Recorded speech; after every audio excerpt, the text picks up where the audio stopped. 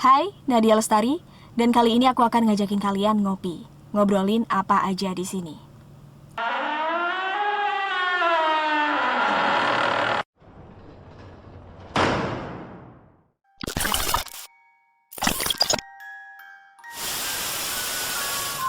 Apa kalian termasuk orang-orang yang suka banget atau sering banget pakai kendaraan umum seperti bis atau kereta api ketika perjalanan keluar kota? Kalau iya, mending kalian hati-hati. Oke, sebelum lanjut, boleh like dan subscribe dulu channel ini. Dan jangan lupa juga untuk nyalain lonceng notifikasinya biar kalian terus bisa dapat cerita-cerita misteri atau konten-konten lain dari channel Nadia Lestari. Aku dapat kisah ini dari salah satu akun gosip favoritku ya di Instagram dari Mainfo. Kejadian ini dialami oleh Putri Diahwardani. Seperti biasa, dia setiap 1 bulan sekali pulang kampung ke Bandung. Kantornya mungkin ada di Jakarta atau mana gitu ya. Pokoknya perjalanan keluar kota ke Bandung. Dan ini membutuhkan waktu beberapa jam untuk sampai ke Bandung. Singkat cerita, waktu itu dia sudah ada di stasiun kereta dan ketika lihat jam masih pukul 7 malam. Keretanya dia berangkat pukul 8 malam. Jadi ceritanya waktu itu sambil nunggu kereta yang masih 1 jam lagi berangkat, dia duduk di peron sambil main HP seperti biasa. Dia sesekali lihat ke depan. Ternyata di depannya dia, di seberang sana, itu ada seorang wanita yang berpakaian serba putih. Tapi dia ngerasain keanehan dengan wanita itu karena orang yang berbaju putih itu tadi kayak bukan orang Indonesia. Bajunya itu kayak bukan baju orang Indonesia gitu. Sampai dia tuh agak heran, tapi tetap mandangin wanita itu. Dipandang lekat-lekat, tapi karena jaraknya agak jauh, jadi si Mbak Putri ini nggak bisa dengan jelas tahu wajahnya. Pokoknya tahu ada wanita pakaian putih aja di situ. Terus, walaupun nggak kelihatan mukanya dengan jelas ya, karena jaraknya jauh kan. Sampai si Mbak Putri ini mikir, kok aku jadi merhatiin orang yang nggak aku kenal ya? Ya udahlah, mungkin itu juga penumpang. Cuek aja, lanjut main HP. Singkat cerita, keretanya Mbak Putri ini datang dan sebelum naik ke kereta, dia berdiri kan Mbak Putri ini ngelihat wanita itu tadi. Sialnya wanita itu tadi senyum ke arah dia. Merinding aku, Bo. Nah, untunglah habis wanita ini tersenyum, kereta ngelewatin mereka. Jadi si Putri ini nggak bisa ngelihat lagi wanita itu. Akhirnya singkat cerita, Putri ini masuk ke kereta dan mencari gerbongnya. Dia ada di gerbong 3, nomor 13. Ketika udah ketemu, dia langsung duduk aja di situ. Tapi dia heran nih, kok biasanya gerbongnya dia itu berisi orang-orang, ya pekerja-pekerja yang pulang kampung atau mahasiswa yang juga sama mau pulang kampung, jadi bawaannya tas atau koper lah. Pokoknya pasti ada barang bawaan banyak. Ini sama sekali nggak ada orang di situ. Hanya dia orang satu-satunya yang ada di gerbong itu. Tapi ya udahlah, karena cuek ya, udahlah mungkin memang belum datang orang-orangnya. Akhirnya dia sibuk mainin HP sambil dengerin musik. Habis itu kereta mau berangkat. Jadi kereta berangkat ini dengan kondisi hanya Putri seorang yang ada di gerbong itu. Dan setelah kereta melaju sekitar 45 menit, kereta berhenti ke stasiun berikutnya kan untuk ngangkutin penumpang lain. Dan di situ ternyata udah banyak penumpang-penumpang lain yang mau naik ke gerbong itu, ke kereta itu. Tapi anehnya, seluruh penumpang yang mau naik ke kereta tadi gak ada satupun yang bawa barang bawaan. Jadi semuanya tangan kosong, hanya bawa diri aja. Dan akhirnya semua penumpang yang di luar tadi pun masuk. Dan sekali lagi Mbak Putri ini ngerasain keanehan di situ, karena semua penumpang masuk ke situ tanpa pembicaraan satupun, hening. Jadi bener-bener sepi banget. Ini kok gak ada penumpang yang saling ngobrol ya? Tapi karena dia cuek, ya udahlah, mungkin memang orang-orang gak ada yang pengen ngobrol kali ya. Ke semua penumpang yang masuk tadi yang diperhatiin Mbak Putri adalah muka mereka jutek semua, muka masam dan muka yang kosong ya. Sampai akhirnya Mbak Putri ini kebelet ke toilet. Akhirnya Mbak Putri pun ke toilet. Kebetulan toiletnya ada 2, jadi dia bisa milih mau toilet yang mana. Ketika ada di dalam toilet, tiba-tiba lampu mati. Dia cepet-cepet dong. Akhirnya dia nyalain senter yang ada di HP. Ketika udah, dia keluar toilet. Ketika dia buka pintu toilet, tiba-tiba di depannya berdiri kondektur. Sekali lagi, ada keanehan di sini karena kondekturnya wajahnya pucat dan menunduk aja, nggak mau ngeliat muka.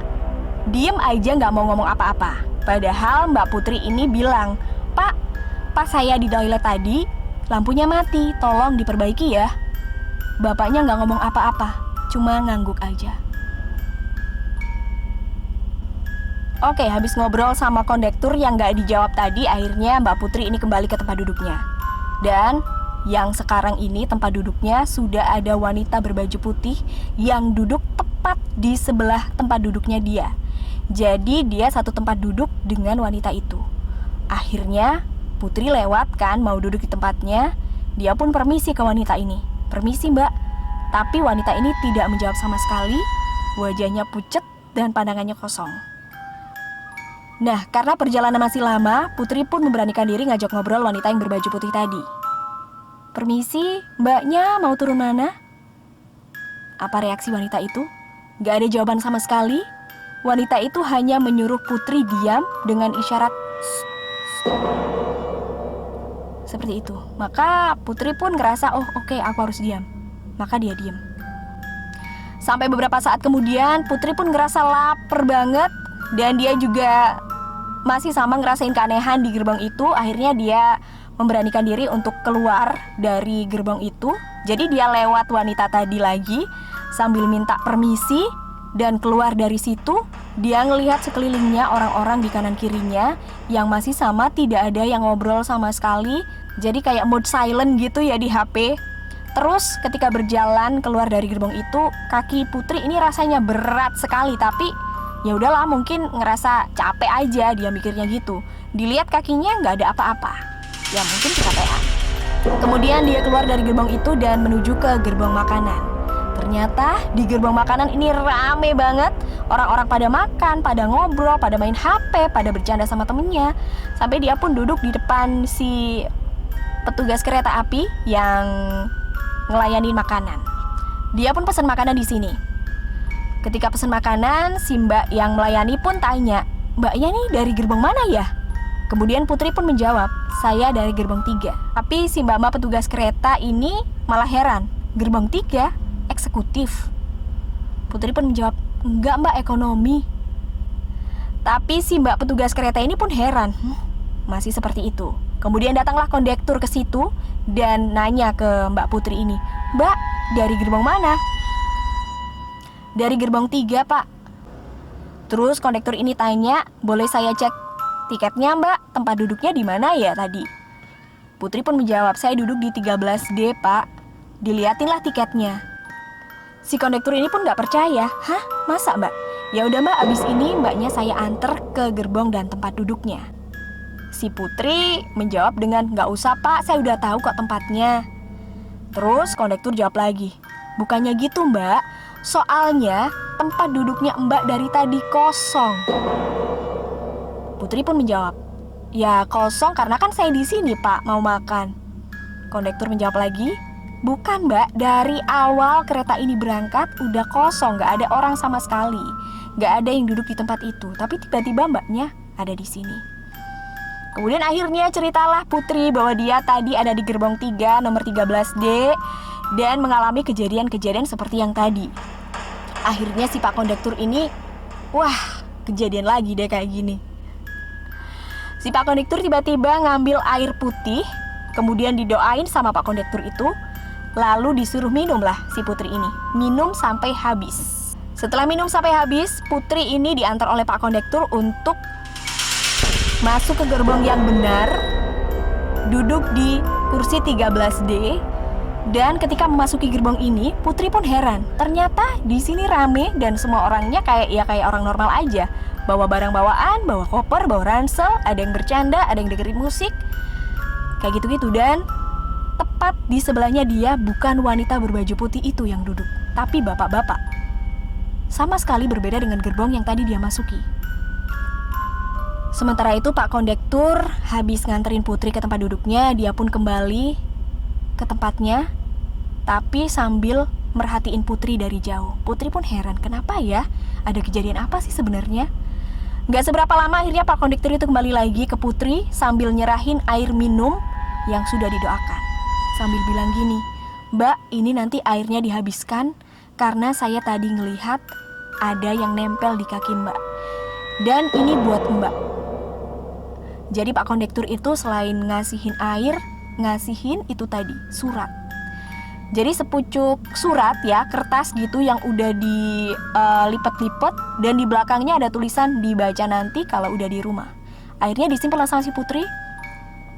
Dan singkat cerita, kereta akhirnya nyampe ke Bandung pukul 23 lebih 27 menit. Dan dia pun ngelihat bapak ibunya udah nunggu di parkiran. Akhirnya dia pun pulang. Di mobil dia pun menceritakan kejadian tadi ke orang tuanya. Orang tuanya sampai bergidik ngeri. Satu hal yang diingat Putri yang dikatakan Pak Kondektur tadi adalah, Mbak ini salah masuk gerbong. Harusnya Mbak nggak masuk gerbong itu. Gerbong yang Mbak masuki tadi adalah gerbong dunia lain.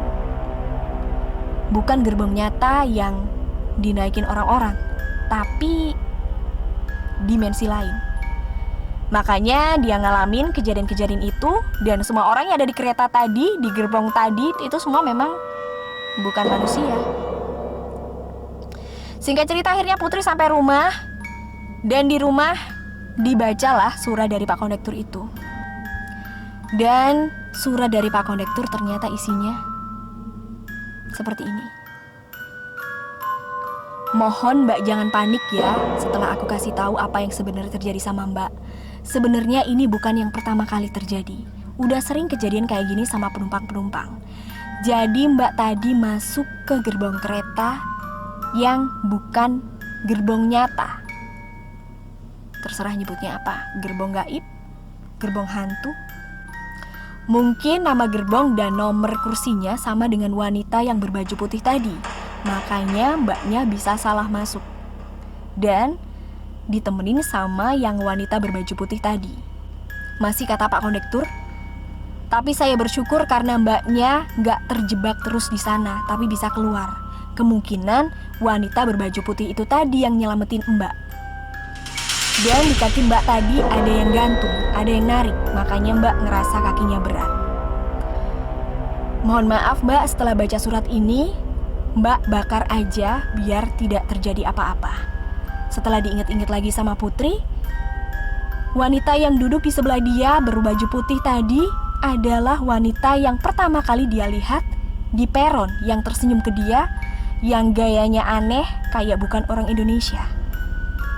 Jadi wanita itu tadi yang ternyata nyelamatin Putri. Oke. Cukup creepy cerita kali ini. Kalau aku sendiri sambil cerita walaupun siang-siang ya, sengaja ceritanya siang karena aku sebenarnya penakut, gak berani kalau cerita malam-malam. Tapi aku pun ngerasain agak-agak merinding, bulu kuduk berdiri. So creepy, dan aku harap gak pernah kejadian kayak gitu di aku deh. Kalau menurut teman-teman sendiri gimana nih? Kejadian ini nyata atau rekayasa? Atau mungkin ada teman-teman yang pernah kejadian kayak gini? Bis hantukah? Kereta hantukah? Boleh di-share di kolom komen. Dan ngopi kali ini cukup ya. Thanks for clicking this video and thanks for watching until the end. I'll see you next time and bye.